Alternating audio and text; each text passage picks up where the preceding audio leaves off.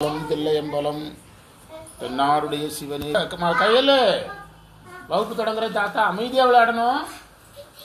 ஆமாம் ஆமாம் ஆமாம் ஆமாம், மெதுவாக பேசணும். என்ன வீட்டுக்குள்ளே மெதுவாக விளையாடணும். திருச்சிற்றம்பலம் தில்லையம்பலம். சேர் எடுத்து போட்டது, இது எடுத்து போட்டது, சம்கலம் விரிச்சதெல்லாம் அவதான். தென்னாருடைய சிவனே போற்றி, எந்நாட்டவர்க்கும் இறைவா போற்றி, ஏகம்பத்துறை எந்தாய் போற்றி, பாகம் பெண்ணுறு ஆனாய் போற்றி, பராய்த்துறை மேவிய பரனே போற்றி, சிராப்புள்ளி மேவிய சிவனே போற்றி, தென்தில்லை மன்றினுள் ஆடி போற்றி, இந்தனக்காரமுது ஆனாய் போற்றி, காவாய் கனகத்திலே போற்றி, கைலை மலையானே போற்றி போற்றி, புனியர்கோன் வெப்பொழித்த புகலியர்கோன் கடல் போற்றி, ஆளிமிசை கல்வி தப்பில் அணைந்த பிரான் அடி போற்றி, வாழி திரு நாவலூர் வந்தொண்டர் பதம் போற்றி, ஒளிமொழி திருவாத ஊரத் திருத்தாள் போற்றி, ஈராண்டின் சிவஞானம் பெற்றுயர்ந்த வீரந்தாள் இணைத்தாள் போற்றி, நாராண்ட வல்லடியார் கருள் புரிந்த அருள் நந்தி நற்றாள் போற்றி, நீராண்ட கடந்தை நகர் மறைஞான சம்பந்த நிலத்தாள் போற்றி, சீராண்ட வெள்ளை நகர் உமாபதியார் செம்பதும திருத்தாள் போற்றி போற்றி. கைலாய பரம்பரையில் சிவஞான போதநெறி காட்டும் வெள்ளை பொயில் வாயினை மெய்கண்டான் சம்பதிக்கோர் மெய்ஞான பானுவாகி, குயிலாரும் பொழி திருவாவடு துறைவாள் குரு நமச்சிவாய தேவன் சைலாதி மரபுடையோன் திருமரபு நீரூடி தலைக மாதோ சம்பதும திருத்தாள் போற்றி போற்றி. திருக்கைலாய பரம்பரை போற்றி.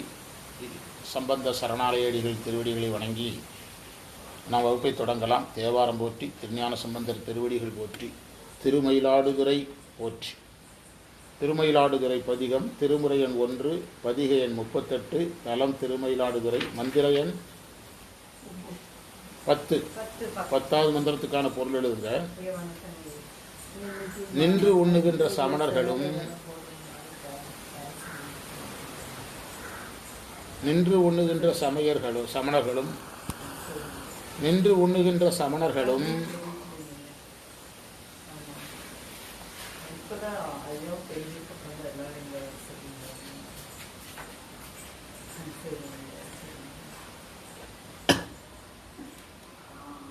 புத்தர்களும்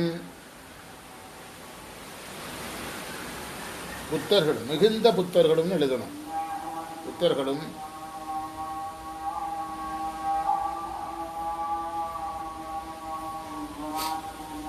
தன்னை அறியாதவர்கள். புத்தர்களும் தன்னை அறியாதவர்கள்.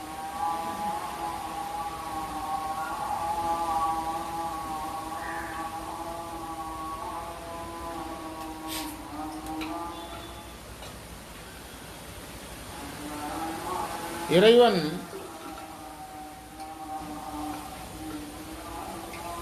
வெற்றி, அருள் இவைகளை கொண்டு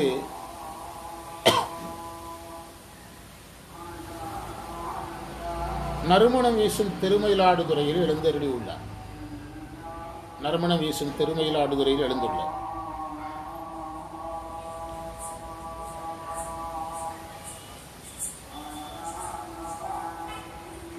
வெற்றி அருளாளன் ஒரு வார்த்தை இருக்கும். அதையே வெற்றியை தருகின்ற அருளை உடையவன் அர்த்தம்.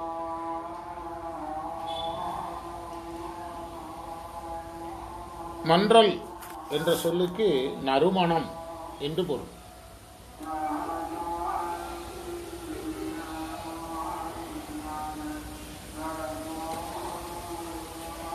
மந்திரத்தை படிங்க.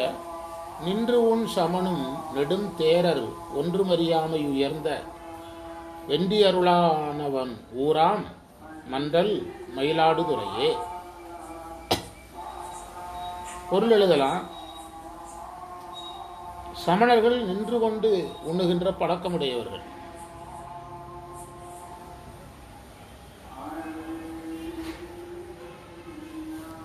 அது ஞானசம்பந்தர் ஏன் சொல்லுகிறாருங்கிறது தான் முக்கியம். ஞானசம்பந்தர் அது ஏன் பதிவிடுகிறார் என்றால்,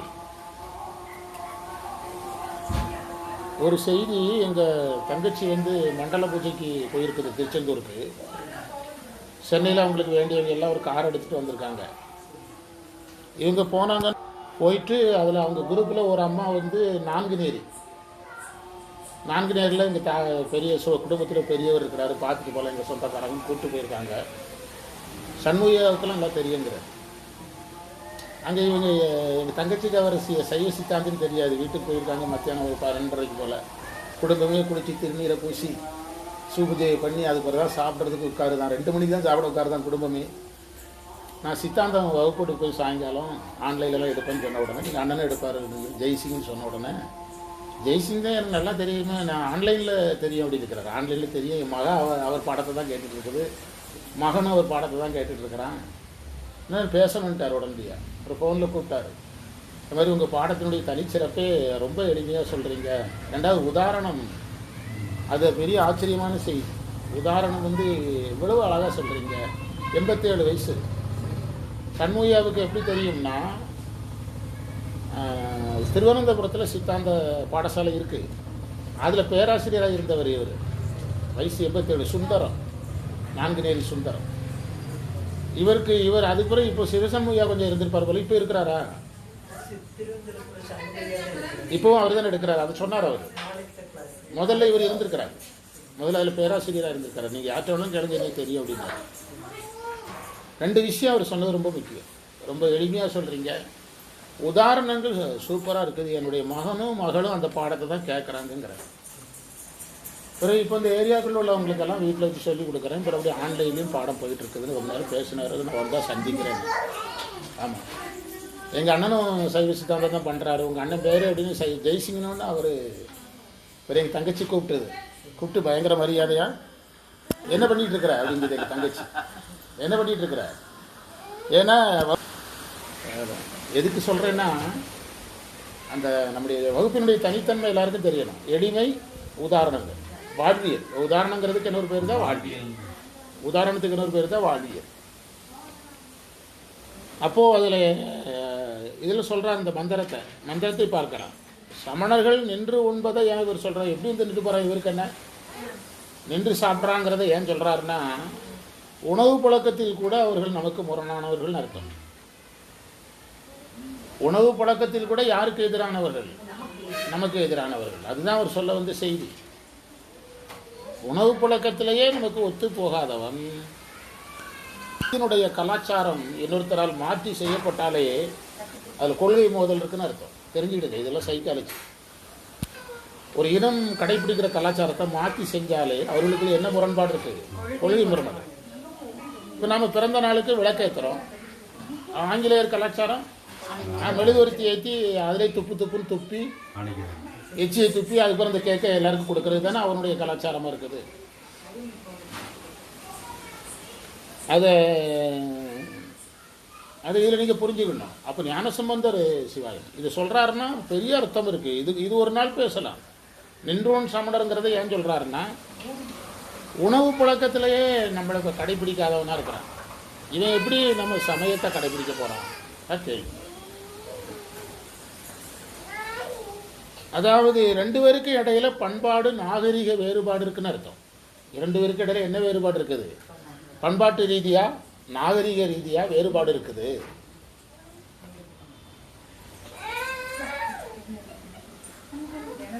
அந்த வேறுபாட்டினுடைய இன்னொரு முழு வடிவம் தான் கொள்கை முரண்பாடு. நின்றுண் சமணரும் நெடுந்தேரருங்கிறதுக்கு உயர்ந்த புத்தர்கள் அப்படின்னு எழுதியிருக்காங்க. அப்படி சொன்னால் நம்ம தப்பான பொருள் புரிஞ்சிருவோம். நிறையா இருக்கக்கூடிய பௌத்தர்கள்னு புரிஞ்சிட வேண்டியதான். மிகுதியாக இருக்கக்கூடிய பௌத்தர்களும். 2வது வரி அப்படியே எடுத்து எழுதுங்க. ஒன்றும் அறியாமை.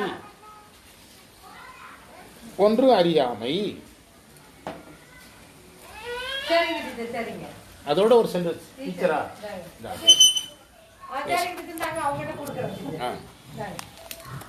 பாரு. டீச்சர் வணக்கம். நல்லா இருக்கிறேன் டீச்சர். நீங்க எல்லாரும் நல்லா இருக்கீங்களா? எல்லாருமே நல்லா இருக்காங்க டீச்சர். எல்லாம் இறைவன் கருணையினால எல்லாரும் நல்லா இருக்காங்க. சரி டீச்சர்.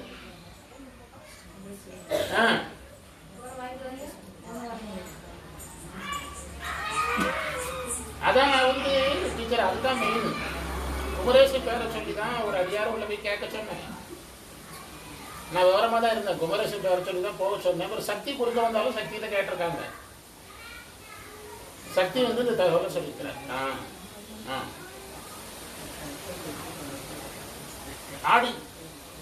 ஆடி வெள்ளிக்கிழமை விட்டுட்டு அதுக்கு அடுத்த மாசம் பார்த்துருக்கலாம்.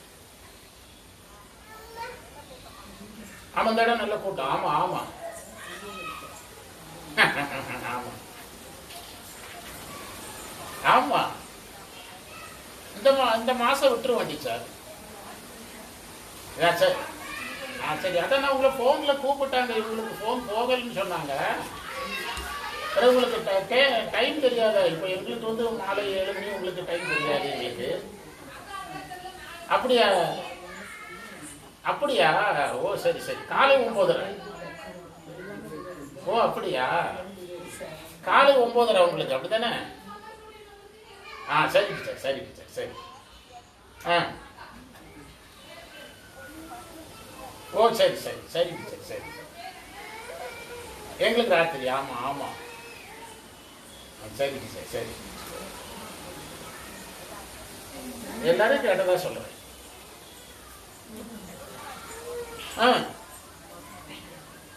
நான் இன்னைக்கு நாளைக்கு போய் சொல்லிடுறேன், டீச்சர் கூப்பிட்டுருக்காங்கிறத சொல்லிடுறேன்.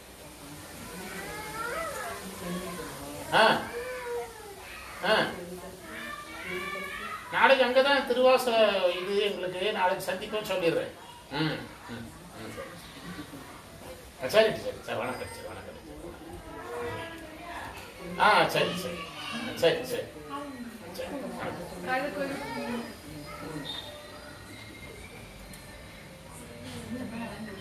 நான் உங்ககிட்ட என்ன சொல்ல, குமரேசன்கிட்ட ஏன் கேட்கணும்னு கேட்பாங்கன்னு இல்லை, கரெக்டாக கேட்க.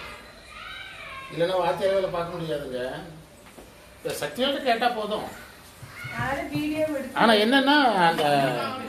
என்னன்னா குமரேசன் சொல்றது தான் வந்து ஆபீஸ் உத்தரவா வரும்.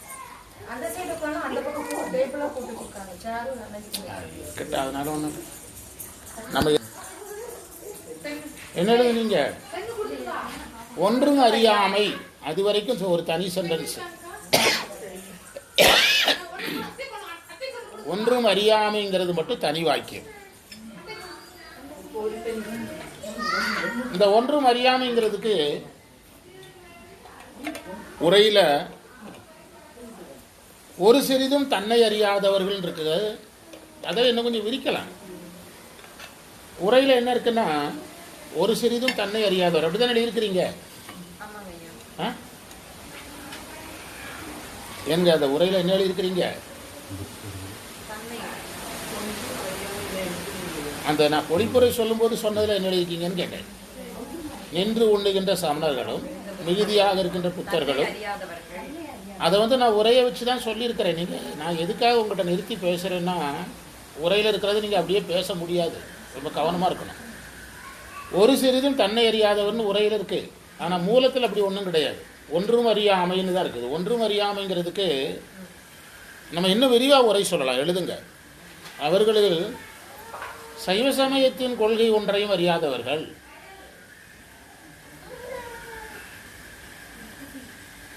சைவ சமயத்தினுடைய பதிபசு பாச கொள்கையை அறியாதவர்கள், அப்படி அர்த்தம். ஒன்றும், இது எழுதுனவங்களாம் இலக்கணம் தெரியாதவங்க கிடையாது.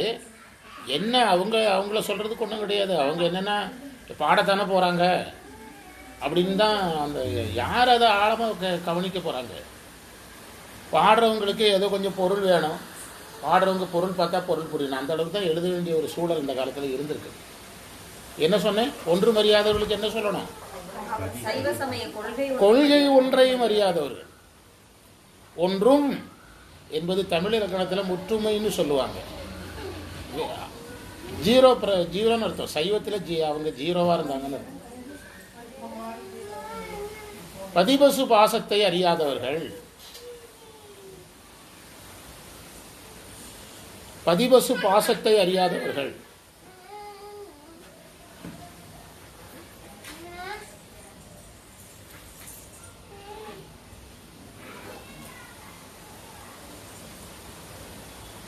உண்மை விளக்கத்தில் கேட்கப்படுற 8 கேள்விகளை இதில் நீங்கள் எழுதுனீங்கன்னா புரிஞ்சிடும். அவங்களுக்கு என்னெல்லாம் தெரியாதுன்னு கண்டுபிடிச்சிடலாம். 6 தத்துவம் அதை எழுதுனீங்கன்னா அவங்களுக்கு இந்த ஒன்றும் தெரியாதுன்னா என்னங்கிறத கண்டுபிடிச்சிடலாம். 6 தத்துவம், ஆணவம், வினை, ஆன்மா, பதி,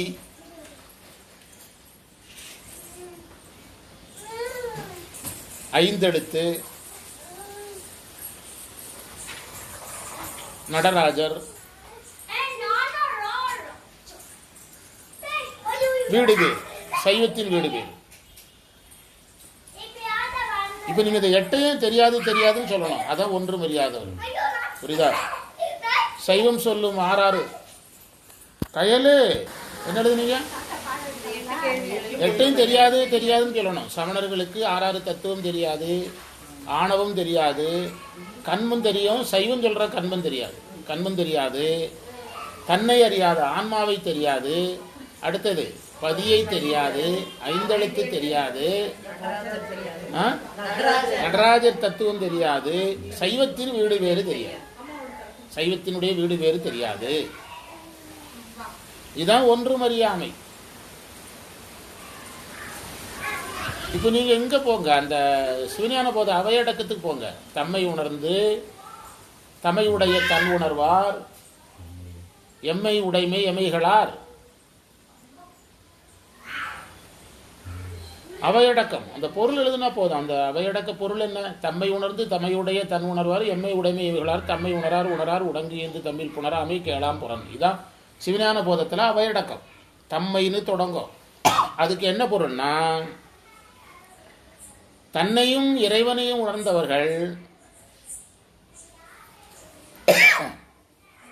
என்னை உடைமையாக கொள்வார்கள்.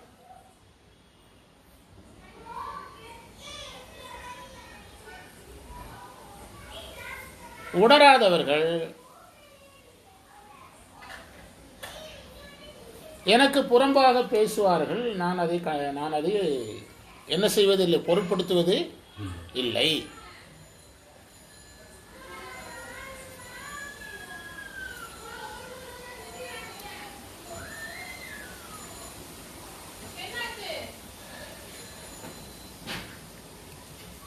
நீங்கள் பௌத்தர்களுடைய கொள்கைப்படி உயிர் கிடையாது.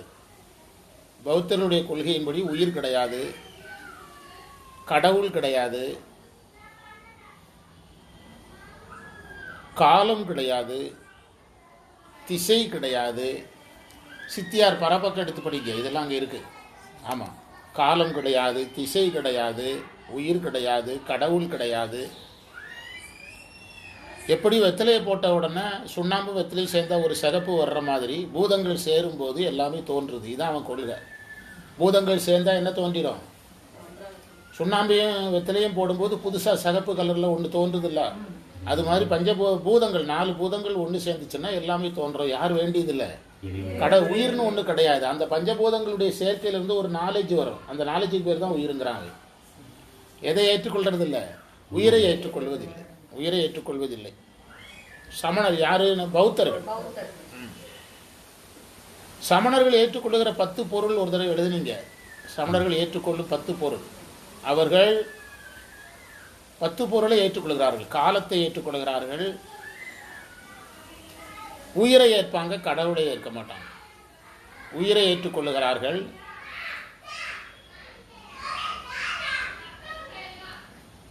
ஆகாயத்தை ஏற்றுக்கொள்வார்கள். யாரு? பௌத்தர்கள் ஆகாயத்தை ஏற்றுக்கொள்வார்கள். சமணர்கள் பௌத்தர்கள் ஆகாயத்தை ஏற்க மாட்டாங்க. யார் ஏற்றுக்கிடுவார்? ஆமாம், ஆகாயத்தை ஏற்றுக்கொள்வார்கள்.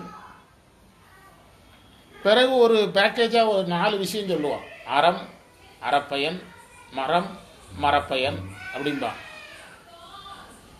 அறம் உண்டு, அறப்பயன் உண்டு, மரம் உண்டு, மரப்பயன் உண்டு.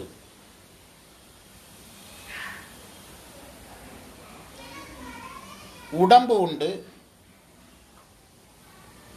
8 வந்திருக்கணுமே. 8 வந்திருக்குதா? கட்டுநிலை, பிறப்பு நிலை உண்டு, வீடு நிலை. அதாவது முதல்ல என்ன எழுதுனீங்க? உயிர் உண்டு, காலம் உண்டு, அடுத்தது ஆகாயம் உண்டு, அறம், அறப்பயன், மரம், மரப்பயன், உடல் உண்டு. கடைசி 2 அவன் கட்டுநிலை, பிறப்பு நிலை உண்டும்பா.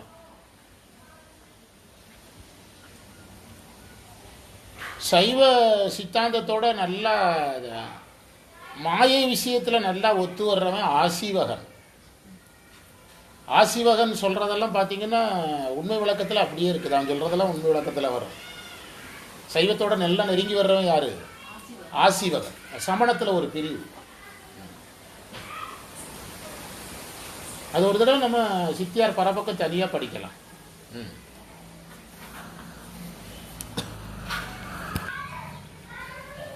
அதனால் ஒன்றும் அறியாதவன் சொன்னது இதனால தான். சரியா? அடுத்தது உயர்ந்த வென்றி அருளானவன் ஆர்வூரான்.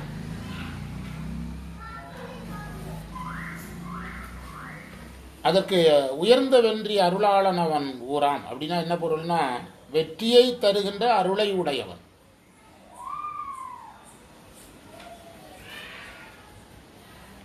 அவன் அருள்வான், நமக்கு வெற்றி கிடைக்கும்னு அர்த்தம். அவன் அருள்வான், நமக்கு வெற்றி கிடைக்கும்.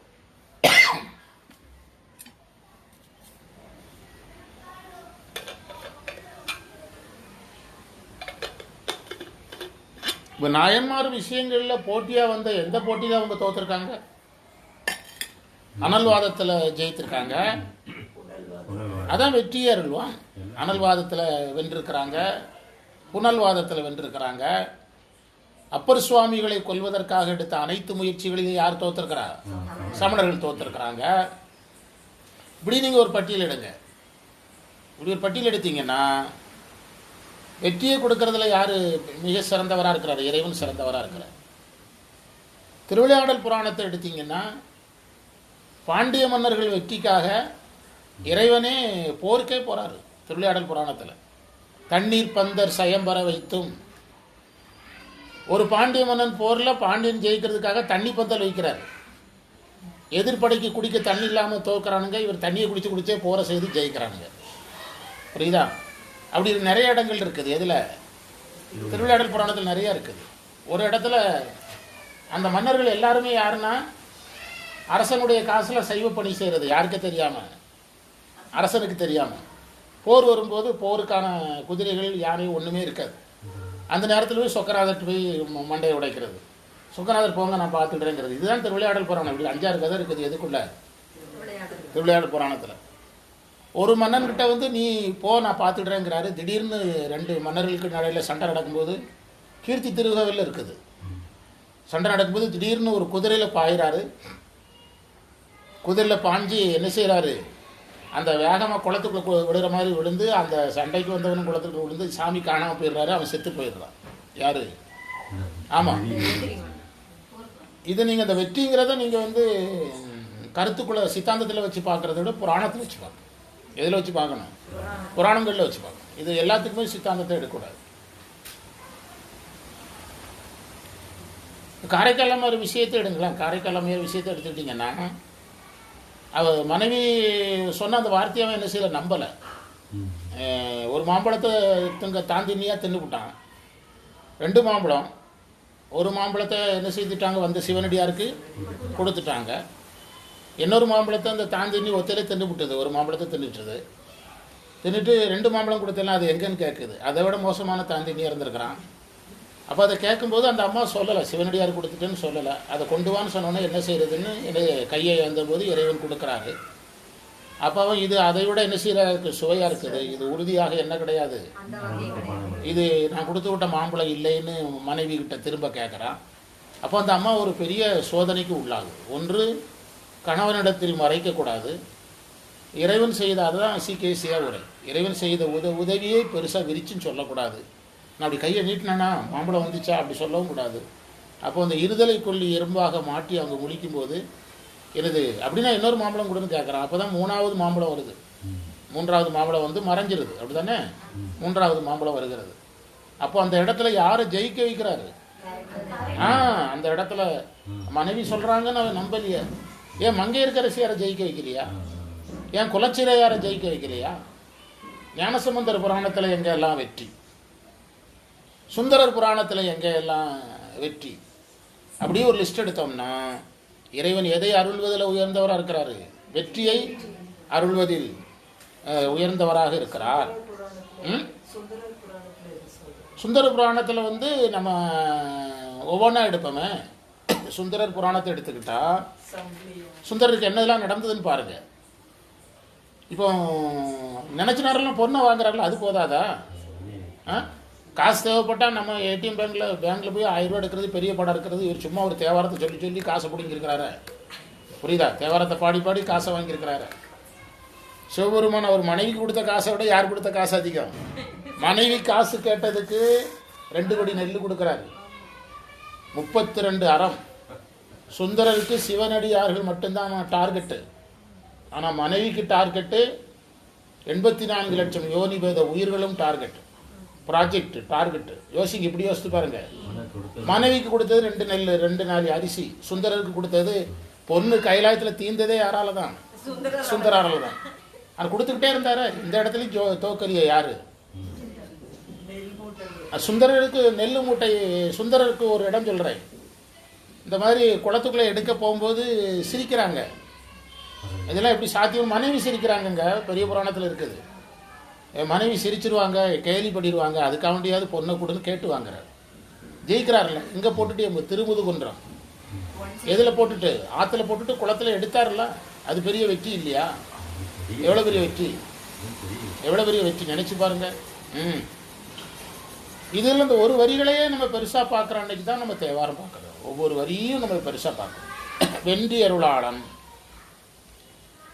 அவன் ஊராம் மண்டல் மயிலாடுதுறையே.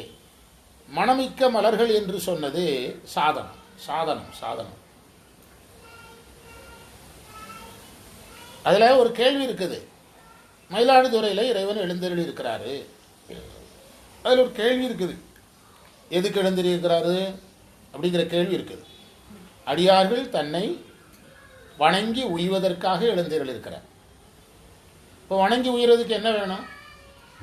சாதனம் வேணுமல்ல. அதில் முதன்மை சாதனம் எது? மலர் தான். சலம் பூவோடு. பூ இருக்குன்னா தண்ணி இருக்குன்னு சொல்ல வேண்டியதில்லை. ஆனால் தண்ணி இருந்தாலும் பூ இருக்கிறத தனியாக சொல்லணும். எல்லா சீசன்லையும் எல்லா மரமும் பூக்குதா? எல்லா செடியும் பூக்குதா? முல்லை செடி மல்லி செடி எல்லாம் எல்லா சீசன்லையும் பூக்குதா? அப்போ தண்ணியை சொல்கிறதா பூவை சொல்கிறதான்னா எது முக்கியம்? அதனால மலரை மட்டும் சொன்னார். அதனால மலரை மட்டும் சொன்னார். இந்த திருவருட்பயனில் இவங்க ஒரு சந்தேகம் கேட்டாங்க. மாக்கள்னு வருதில்ல, பார்வையான மாக்களை பற்றி பிடித்த மாக்கள்னு ஏன் வருதுன்னாங்க. உரையாசிரியர்கள் பெருசாக ஆராய்ச்சி பண்ணல. நம்ம இருக்கிற உரைகளில் பார்க்கலாம். எல்லாரும் பண்ணாமல் இருப்பாங்கன்னு சொல்ல முடியாது. அவங்களுக்கு அப்போ நானும் அதை பற்றி எதுவுமே பேசலை வகுப்பில். வள்ளுவர் அறிவில்லாதவர் மாக்கள் பாரு, இவர் ஆன்மாக்களை மாக்கள்னு சொல்கிறார் அப்படின்னு. ஒரு உடனடியாக நான் கேட்ட உடனே ஒரு பதில் சொன்னேன். குருவோட ஒப்பிட்டா சீடன் என்ன நிலைக்கு போகிறான்? மாக்கள் தான் அறிவு குறைந்தவர்கள். குருவோட ஒப்பிட்டா ஆமாம், உமாபதி சிவத்தோட ஒப்பிட்டா நம்ம யாரு? மாக்கள் தானே. என்ன சொல்றீங்க? ஏன் மாணிக்க வாசகர் இறைவனுக்கு முன்னால தன்னை நாயின் தானே சொன்னார். அந்த விலங்கினங்களாக தங்களை உருவிக்கிறாங்களே, ஞானிகள் எல்லாம் உருவிக்கிறாங்களே. எனவே அப்படி டக்குன்னு நம்ம அதுக்கு ஒரு பொருள் எடுக்க ரெடியாக இருக்கணும். கேள்விகள் எங்கிருந்து வேணாலும் செய்யலாம், வரலாம். அடுத்த மந்திரத்துக்கான பொருள் எழுதுங்க. ஞானத்தில் மேம்பட்டவர் வாழும் பதி சீர்காழி.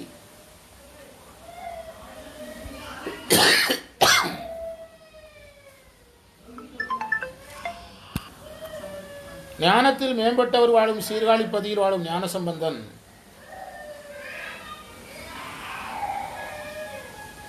தன்னை வழிபடுவோரின் மயக்கத்தை தீர்த்தருளும்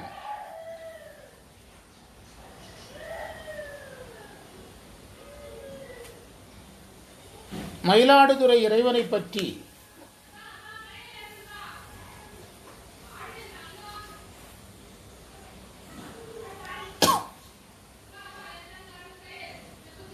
திருவருள் உணர்த்தியதை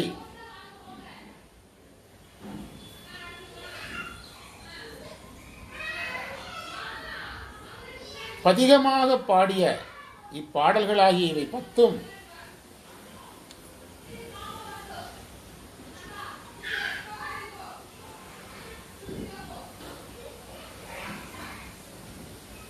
உணர்பவர்களுக்கு உயர்வை தரும்.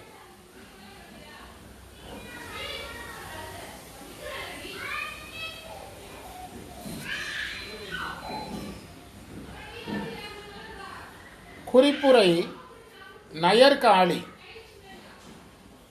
நயர்காளின்னா நூல்களினுடைய நுண்மை உணர்ந்தவர்கள்.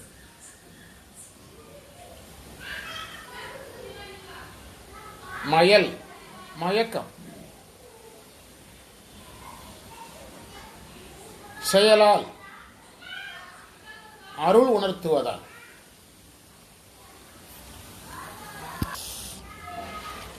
என்ன எழுதுனீங்க? சரி, மந்திரத்தை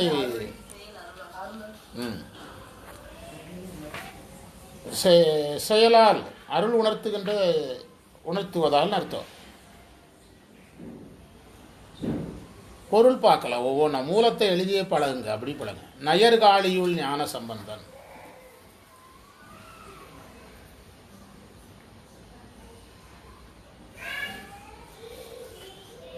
அதற்கு நம்ம உரை என்ன இருக்கோம்னா, ஞானமிக்கவர் வாழும் சீர்காழி.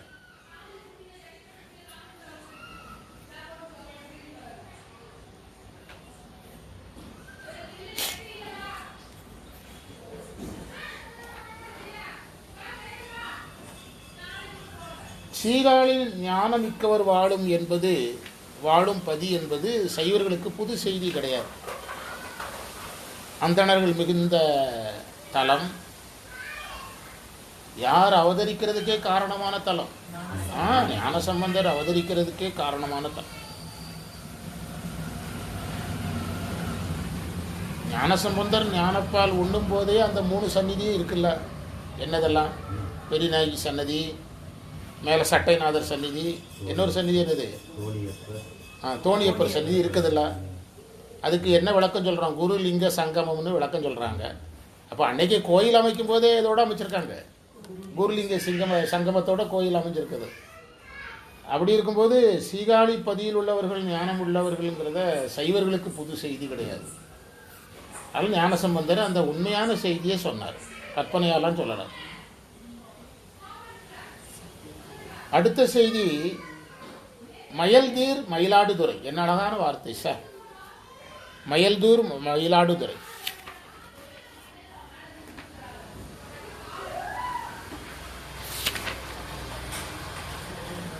ஒன்னாவது மந்திரத்தில் வரமா மயிலாடுதுறையினர் ஒரே ஒரு வார்த்தையை சேர்த்து விட்டு ஒரு தலத்தையே தூக்கி விடுறாரு. ஒன்னாவது மந்திரத்தில் வரமா மயிலாடுதுறைங்கிறாரு, இதில் மயல்தீர் மயிலாடுதுறைங்கிறார். மயக்கத்தை தீர்த்தருளும் மயிலாடுதுறை. 9வது மந்திரம் பாருங்க, கடைசி வரி. 9வது மந்திரம் கடைசி வரி பாருங்க, வாசிங்க. மாலைங்கிறதுக்கு என்ன பொருள் எழுதுனீங்க? மயக்கம். மயக்கம்ங்கிறதுக்கு விளக்கம் என்ன எழுதுனீங்க? ஆணவ மலம். அதே பொருள் அங்கே எடுக்கணும், அதே பொருள் அங்கே எடுக்கணும். இப்போ ஆணவ மலத்தை நீக்கும் என்றால் மும்மலத்தை நீக்கும்னு பொருள்.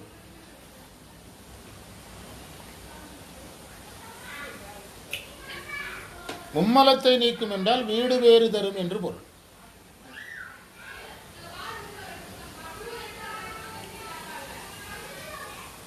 இத்தல வழிபாடு சாதனம்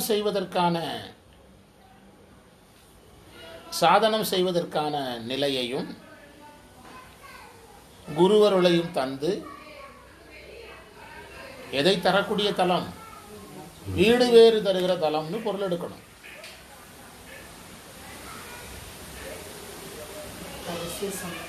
சாதனம் செய்வதற்கான நிலையை தருகின்ற தலம், குருவருளை தரும் தலம். குருவருள் தராமல் வீடு பேறு கிடையாதுல்ல. சாதனமின்றி குரு இல்லை, குரு இன்றி வீடு பேறு இல்லை. அதனால 3ஆ சொல்றேன். சாதன பேற்றிற்கான தரக்கூடிய தலம், குருவருளை தரும் தலம், வீடு பேறு தரும் தலம். எனக்கு பொருள் இறைவன் உணர்த்த நான் பாடியது. அதனாலதான் நான் உரைக்கும் வார்த்தையெல்லாம் நாயகந்தன் வார்த்தை அப்படின்னு சொன்னார். வள்ளலார் அவரை ஞானசம்பந்தரை பின்பற்றி எனது உரை தனதுரையாக, இல்ல நான் உரைக்கும் வார்த்தையெல்லாம் நாயகன்கிறது வள்ளலார். எனதுரை தனதுரையாகன்னு சொன்னது யாரு? ஞானசம்பந்தர். ஞானசம்பந்தர் சொன்னார்.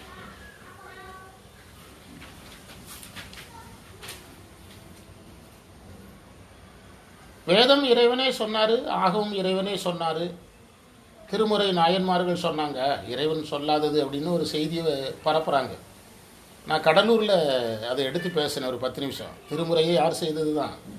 இறைவன் செய்தது தான். ஆமாம், இல்லை, இறைவனால் அனுப்பப்பட்டது. இன்னொன்று நீங்கள் ஒவ்வொன்றா எடுங்க. ஞானசம்பந்தர் முதல் 3 திருமுறைன்னு போடுங்களா? திருமுறை முதல் 3. ஞானசம்பந்தரே வாக்கு கொடுத்துட்டார். என்னது? எனதுரை நான் எழுதலை, சிவபெருமான் எழுதினார். 3 திருமுறை கிளியர் ஆயிட்டா. அடுத்த 3 திருமுறை, அடுத்த 3 திருமுறை அது அப்பர் சுவாமிகள் ஒரு இடத்துல இறைவன் சொல்லிதான் நான் பாடுறேங்கிறார். அந்த வரியை எழுதி வைக்காம விட்டுட்டு ஒரு இடத்துல சொல்றாரு, இறைவன் சொல்லிதான் நான் பாடுறேன். மங்கையர்க்கரசி கேட்டாங்க, அப்பர் வாக்குப்படி எங்கேயாவது இருக்குதான்? இருக்குது ஒரு இடத்துல. ரொம்ப சிம்பிளா இப்படி எடுத்துக்கலாம். ஆட்டு வித்தால் ஆரொருவர் ஆடாதாரே, அது ஒன்னே போதும். இறைவன் பாட வச்சா நான் பாட்டு வித்தால் ஆரொருவர் பாடாதாரே. இறைவன் பாட சொன்னா நான் பாடினேன். 6 திருமுறை கிளியரா? 7 முதலீடு போட்டது யாரு? பித்தான்னு டெபாசிட் போட்டது இறைவன். கேபிட்டல் டெபாசிட் வேற, கேபிட்டல் வேற. பித்தா பெரைசூடின்னு கேபிட்டல் போட்டது யாரு? இறைவன். அப்ப 7 இறைவன் பாட்டுதான். கடலூர்ல இதுக்கு பயங்கரமா கை தட்டினாங்க. 8ஆம் திருமுறை நாயேனை தன்னடிகள் பாடுவித்த நாயகனை.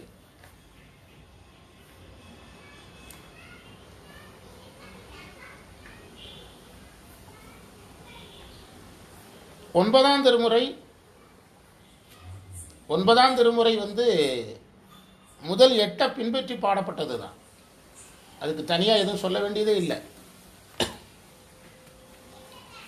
முதல் 8 திருமுறைகளையும் அதுக்கு முன்னால் தோன்ற திருமுறைகளையும் பின்பற்றி பாடப்பட்டது எத்தனாம் திருமுறை?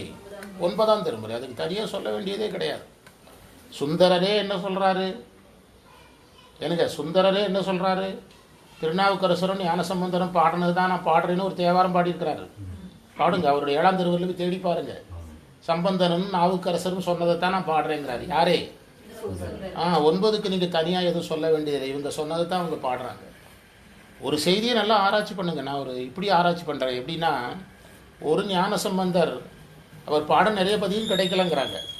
கிடைச்சதே பல ஆயிரம், 3 திருமுறை. ஆனால் ஒரு 300 மந்திரத்தை பாடுறதுக்கு எத்தனை பேர் தேவைப்படுறாங்க? திருமுறையில் இருக்கிற கால சூழலை பாருங்க. ஒரு அடியார் வர்றாரு, 3 திருமுறை வருது. 300 மந்திரத்தை பாடுறதுக்கு எத்தனை அடியார் தேவைப்படுறாங்க? 9ஆம் திருமுறையில்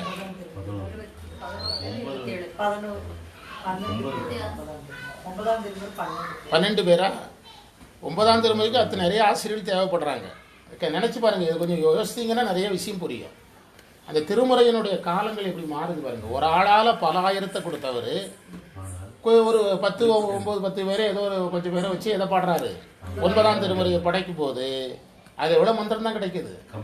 300 மந்திரம் தான் கிடைக்குது. அவங்க பாடின பண்ணு தான் அவ்வளவும் 9ஆம் திருமுறையில். ஒரே ஒரு பண்ணு புதுசு. என்னது? சாரங்கபாணி. சாரங்கபாணிங்கிற பண்ணு மட்டும்தான் புதுசு. அது எதில் கிடையாது? மூவரும் பாடலை. மூவரும் பாடாத ஒரு பண்ணு 9ஆம் திருமுறை இருக்கு, சாரங்கபாணி. சின்னசாமி ஐயா சொல்லி தந்தார், எனக்கு தெரியாது. சின்னசாமி ஐயா வந்து பன்னிசையெல்லாம் முறையாக கற்றவர். அவர் சொன்னார். 10ஆம் திருமுறை திருமூலர். 10ஆம் திருமுறை திருமூலர் எங்கேயோ படிச்சுட்டு வந்தவர். அவர் இறைவனுடைய மாணவர்கிட்டயே படித்தவர். அதையெல்லாம் ஆராய்ச்சியே பண்ண வேண்டாம்.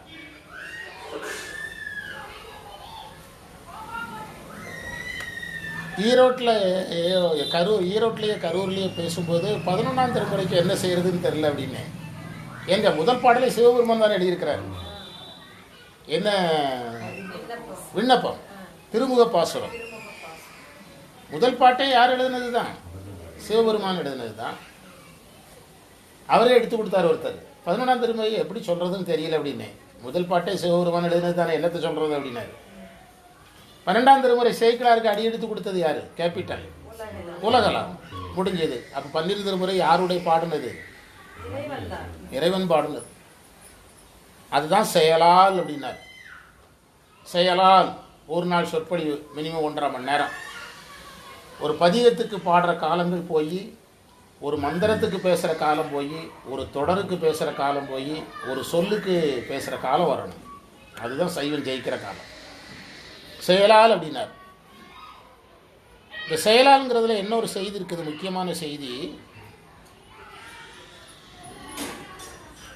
முக்கியமான செய்தி என்னன்னா, சிவப்பிரகாசத்தில் ஒரு மந்திரம் இருக்குது. தெரித்த குரு முதல்வர் சிவஞான போதம் செப்பினார்.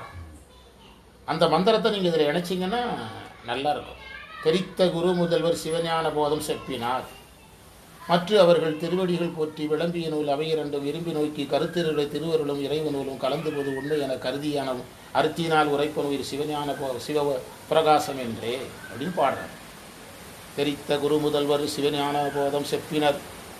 மற்ற அவர்கள் திருவடிகள் போற்றி விளம்பிய நூல் அவை இரண்டும் விரும்பி நோக்கி கருத்திருரை திருவருளும் இறைவன் நூலும் கலந்து பொது உண்மையென கருதியானும் அறுத்தியினால் உரைப்பன் சிவப்பிரகாசம் எனும் விருத்தம். இதுதான் மந்திரம். பல வருஷத்துக்கு முந்தி மனப்பாடம் பண்ணது கரெக்டாக வருது. இந்த மந்திரத்தை தான் இப்போ ஞானசம்பந்தர் பேசிகிட்டு இருக்கார். அந்த மந்திரத்தினுடைய விஷயந்தான் இது. அந்த மந்திரம் என்ன சொல்லுது தெரியுமா? அந்த மந்திரத்துக்கு முதல்ல பொருள் எழுதுங்க. சிவப்பிரகாச மந்திரத்துக்கு பொருள் எழுதுங்க. மெய்கண்டார் சிவஞான போதத்தை எழுதினார்.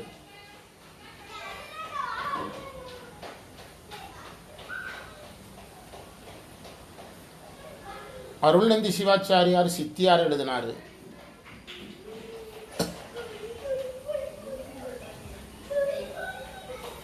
இப்போதான் ஞானசம்பந்தர் வர்றாரு.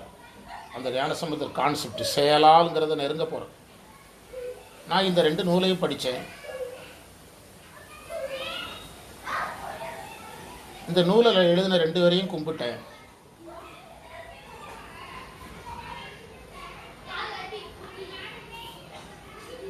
நான் தனியாக ஆகமம் படித்தேன். யார் சொல்கிறா? ஒரு மந்திரத்தின் மூலத்தையும் சொல்லி மூலத்தின் பொருளையும் நான் எந்த ரெக்கார்டும் இல்லாமல் சொல்லிகிட்டு இருக்கிறேன். இன்னும் உழைக்கணும். எனக்கு இன்னும் நம்ம இன்னும் ஒரு 5% தான் சைவத்தில் வேலை செஞ்சுருக்கோம்னு தோணுது. இன்னும் உழைக்கணும். என்ன சொல்கிறது? என்னடி இருக்கிறீங்க? படித்தேன். 2 பேருடைய திருவடியை வணங்கினேன். நானும் ஆகமத்தை படித்தேன். அதில் ஒரே ஒரு வார்த்தை சேர்ப்பார் உமாபதி சிவம். அழகான வார்த்தை. இந்த மந்திரத்தை திரும்ப சொல்கிறேன் பாருங்கள். தெரித்த குரு முதல்வர் சிவஞான போதம் செப்பினர். நான் சொன்ன பொருள் வருதான் பாருங்கள். என்னது? மற்ற அவர் இது விரித்தவர். மற்ற அவர்கள் திருவடிகள் போற்றி விளம்பிய நூல் அவை இரண்டும் விரும்பி நோக்கின அர்த்தம். நான் படித்தேன்னு அர்த்தம். விளம்பிய நூல் அவை இரண்டும் விரும்பி நோக்கி. இந்த வரியை எழுதுங்க. கருத்தில் உரை திருவருளும். என்ன வார்த்தை? கருத்தில் உரை திருவருளும். அதுக்கு என்ன அர்த்தம் தெரியுமா? மொத்தமாக பொருள் சொல்கிறேன் பாருங்கள். சிவஞான போதத்தை படித்தேன், கொஞ்சம் நாலேஜ் கிடைச்சது. சித்தியாரை படித்தேன், கொஞ்சம் நாலேஜ் கிடைச்சது. ஆகமத்தை படித்தேன், கொஞ்சம் நாலேஜ் கிடைச்சது. கருத்தில் சாமி எனக்குள்ளேருந்து கொஞ்சம் விஷயத்தை சொல்லி தந்தார்னு அர்த்தம். கருத்தில் உரை திருவருளும்னு என்ன அர்த்தம்? சாமி எனக்குள்ளேருந்து அவர் கொஞ்சம் விஷயத்தை சொல்லி தந்தார்னு அர்த்தம். கருத்திலுரை திருவருளும் இறைவன் நூலும்னா ஆகமம். இறைவன் நூலும் கருதி நோக்கி அறுத்தியினால் உரைப்பன் உயிர் விருத்தனூரும் உயர்வு விருத்தனூரும் சிவப்பிரகாசம் என்கிற பெயரில் எழுதுறேன்னு சொல்கிறார். அதுக்கு பிறகுதான் தொன்மையவாம் எனையவும் தொன்மையவாம் எனுமையவும் நன்று ஆக இன்று தோன்றியூர் எனுமையவும் தீது ஆகாங்கிறது அதுக்கு அடுத்த மந்திரம். அதுக்கு பிறகு பலகலை ஆகமம் வேதம் வர, அதுக்கு நீடு பராசக்திங்கிற மந்திரம் வரும். அப்படி தொடர்ந்து போயிட்டே இருக்கும். அந்த நூல் முழுவதும் மனப்பாடம் பண்ணி அந்த டெய்லி வாசிப்பேன். டெய்லி மைண்ட் வாய்ஸில் சொல்லுவேன். ஆனால் மைண்ட் வாய்ஸில் சொல்கிறதுல நமக்கு தெரியாமலே நிறைய வரிகள் போயிடும். நீங்கள் சிவபுராணத்தை நம்ம கரெக்டாக சொல்கிறத நினைப்போம். கூட்டத்துக்கு சொல்லும்போது தான் கரெக்டாக வரும். நம்ம தனியாக சொல்லும்போது சில வரிகள் எது செஞ்சிடும், திடீர்னு ஜம்ப் பண்ணி போயிடும். திடீர்னு ஜம்ப் பண்ணி போயிடும். நீங்கள் திருவருட்பயன் மனப்பாடமாக சொல்லிகிட்டு இருக்கும்போது ஒளியும் இருளும் ஒளியும் இருளும் உலகும் அலர்கள் தெளிவு இல்லையெனில் என் செய்யன்னு வரும். இதே அமைப்பில் ஒரு மந்திரம் 70-80க்கு பிறகு இருக்குது. கொஞ்சம் அசந்தோம்னா ஜம்ப் ஆகி அங்கே போய் டக்குன்னு மைண்டு திருவருப்பையனை சொல்லி முடிச்சாச்சுன்னா அதுவே உள்ளேருந்து ஒரு மெசேஜை போடும். நம்ம மைண்டுக்கு ஆர்டர் போடுவோம்ல, திருவருப்பையனை சொல்லு அப்படின்னா. இந்த மந்திரம் வந்து இங்கே முன்னால் தான் இருக்குது. இதில் ஒரு வார்த்தை சேர்ந்து வரும், பின்னால் ஒரு 80வது மந்திரம் ஒளிக்கும் ஈரொடுக்கும். இது என்ன ஆகும்னா 40வது மந்திரம்னா அதுக்கு இடையில 40 மந்திரத்தை விட்டுட்டு ஜம்ப் பண்ணி அங்கே போய் சொல்லி முடிச்சாச்சுன்னு ஒரு மெசேஜை நமக்கு போடும் மைண்டு. அப்போ நம்ம அதை திரும்ப இல்லை நீ தப்பாக சொல்கிற, ரிவர்ஸில் போய் யோசி. ஒளியும் இருளும் உலகும் மலர்கள் தெளிவின் சத்து அசத்தை அறியாது அங்கின் சத்தம் இருளி அப்படிங்கிற மந்திரத்தை பிறகு எடுக்கணும். அப்படின்னு திரும்ப நம்ம அதை வந்து ரிவைஸ் பண்ணி எடுக்கணும். நீங்கள் சிவபுராணமே கொஞ்சம் கவனம் இல்லாமல் சொல்லுங்கள், இடையில 5-6 வரைக்கும் காணாமல் போயிடும். இப்போ புரிஞ்சுட்டா என்ன எழுதுனீங்க? தெரித்த குரு முதல் அந்த மந்திரத்தை திரும்ப சொல்லி பார்த்துடுங்க. மந்திரம் எப்படி தொடக்கம்? தெரித்த குரு முதல்வர் சிவஞான போதம் செப்பினர் மற்ற அவர்கள் திருவடிகள் போற்றி விரித்தினர் இடையில வரும். விளம்பிய நூல் அவை இரண்டும் விரும்பி நோக்கி கருத்தில் உரை திருவருளும். அதுதான் இங்கே ஞானசம்பந்தரால் செயலால் உரை. நீங்கள் இறைவன் உமாபதி சிவாச்சாரியாருக்கு உணர்த்தலை அப்படின்னா அந்த நூலுக்கு தனித்தனி இல்லாமல் போயிருமே. அப்படி ஒரு நூலே தேவையில்லையே. சிவஞான போதத்தில் இல்லாதது எதில் இருக்குது? சிவபிரகாசத்தில் இருக்குது. சித்தியாரில் இல்லாதது எங்கே இருக்குது? சிவபிரகாசத்தில் இருக்குது. ஒரு முடவனுக்கு வந்து பேய் பிடிச்சதுன்னா நடக்க ஆரம்பிச்சிடறானா அப்படிங்கிற கேள்வி சிவஞான போதத்தில் இல்லை, சித்தியாரில் இல்லை. எங்கே இருக்குது? சிவபிரகாசத்தில் இருக்குது. சிவபிரகாசத்தில் வந்து அவத்தைகள் வந்து அவத்தைகள் வரிசையாக வரும். சிவஞான போதத்தில் சித்தியாரில் வரிசையாக வரும். சிவபிரகாசத்தில் ஜம்ப் பண்ணி வரும், சம்மந்தமே இல்லாமல் இடையில 5-6 மந்திரத்துக்கு பிறகு வரும். அது ஏன் அவர் அப்படி எழுதினாருங்கிறது இன்னைக்கு வரைக்கும் யாருக்கும் தெரியாது. விரிச்சதையெல்லாம் சுருக்கி இருக்கிறார். ஆமாம், அதாவது அதை இப்படி யோசிக்கணும். எப்படி யோசிக்கணும்னா 81 வெண்பாவை கொண்ட நூலை விரிக்கிறாரு யாரு? உமாபதி அருள்நிதி சிவம். 600க்கு மேற்பட்ட மந்திரமாக வருது. அதை விரிச்சா எத்தனை மந்திரம் வரணும்? அதான புடை நூலுக்கான இலக்கணம். ஆனால் இவர் என்ன செய்கிறாரு? இவர் என்ன செய்கிறாருன்னா அந்த ரிப்பீட்டட் விஷயங்களெல்லாம் குறைக்கிறார். குறைச்சிட்டு நிறைய புது செய்திகளை என்ன செய்கிறாரு? உள்ளே கொண்டு வர்றார். தசகாரியத்தை வந்து அழகாக உள்ள எடுத்து கொண்டு வர்றார். தசகாரியம் வந்து நமக்கு சிவஞான போதத்தில் வெளிப்படையாக இல்லை. ஆனால் இவர் என்ன செய்கிறாரு? ஆன்ம சுத்தி, ஆன்ம தரிசனம், ஆன்ம லாபத்தை எல்லாம் தனித்தனி தலைப்பில் அழகாக எடுக்கிறார். போல இந்த கட்டமைப்பு இருக்குதா? 51வது மந்திரத்தில் வந்து ஒரு 7 கேள்வி எழுப்புறாருல, புனிதன் நாமம் ஞானம் அப்படின்னு பிரிக்கிறார்ல. அந்த கட்டமைப்பு ரெண்டுலையுமே இல்லையே. எந்த கட்டமைப்பு? பொது எல்லாம் கிடையாது. அந்த 51வது மந்திரத்தில் ஒரு 7 டாபிக் வச்சிருக்கிறாரு. 7 தலைப்பு: ஞான வாய்மை, புனிதன் நாமம், அதன் பயன். ஆமாம், இந்த 7 தலைப்பை அடிப்படையாக கொண்டது சித்தியார்லையும் இல்லை, எங்கேயும் இல்லை, சிவஞான போதத்திலும் இல்லை. இவர் தான் அந்த தலைப்புக்குள்ளேயே அதை அடக்கிறார். அந்த நூலை பின்னால் இருக்கிற 50 மந்திரத்தை எத்தனை தலைப்புக்குள்ளே போட்டுடுறாரு, கொண்டு வர்றார். பெரிய புரட்சி எது? அவருடைய சிவபிரகாசம். இந்த நூலை நம்ம இந்த இதை நிறைவு பண்ண போகிறோம். எழுதுங்க. கடைசி வரி ரொம்ப முக்கியம். இந்த 10ஐயும் உணர்வாருக்கு உயர்வு வருங்கிறார். உயர்வார் இவை உற்று உணர்வார்க்கு. சொல்லிய பாட்டின் பொருள் உணர்ந்து, அது ஒன்று தான் நம்மகிட்ட பிரமாணம் இருக்குது. ஞானசம்பந்தர் இங்கே சொல்கிறார் என்ன செய்யணுங்கிறாரு? உணரணும். உணர்ந்தால் உயரலாங்கிறார்.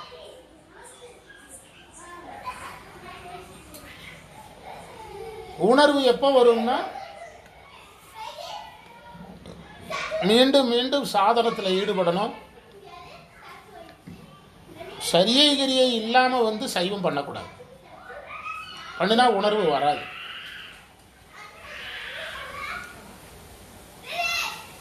சரியை கிரியை இல்லாமல் சைவம் பண்ணக்கூடாது. உணர்வு என்ன செய்யாது? வராது. உங்களுக்கு சிவ பூஜை தான் எதை கொடுக்கும்? உணர்வை கொடுக்கும். சிவ பூஜை மூலமாக தான் உணர்வு வரும்.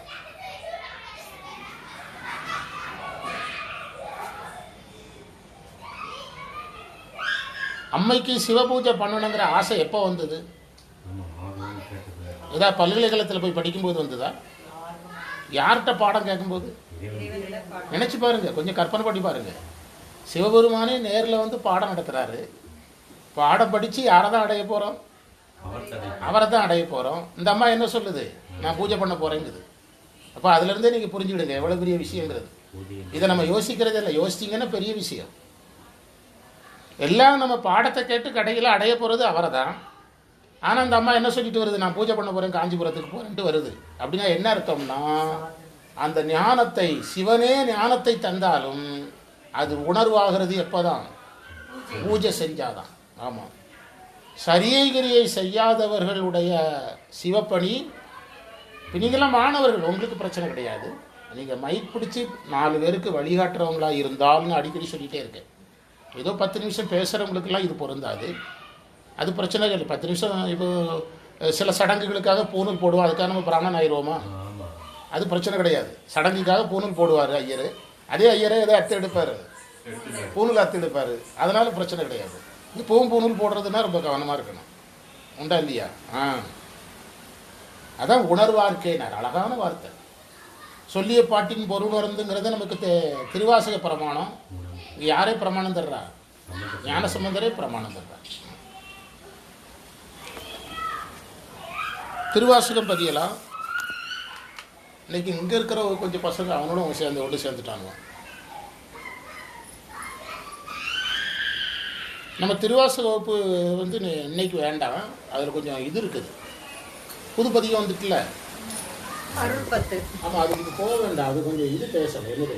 இருபா பேசிட்டு போகிறோம். 20 10